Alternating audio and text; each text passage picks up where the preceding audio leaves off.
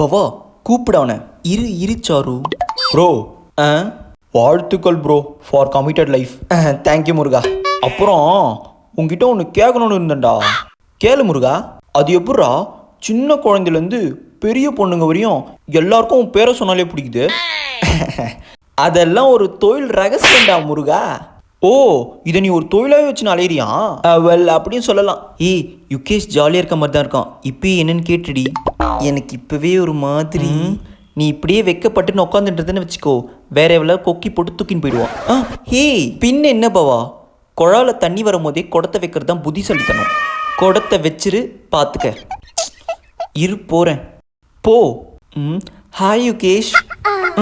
இவளா இப்போ இவ எதுக்கு நடுவில் வரா? ஹாய் வைஷ்ணவி. பார்க்குறாங்க பொறாமையில். இதோ இரு வரேன் யுகேஷ். இந்த வைஷ்ணவிக்கு அடுத்தவங்க பொருள் மேலேயே ஆசை வருது. பார்க்குறேன் இரு.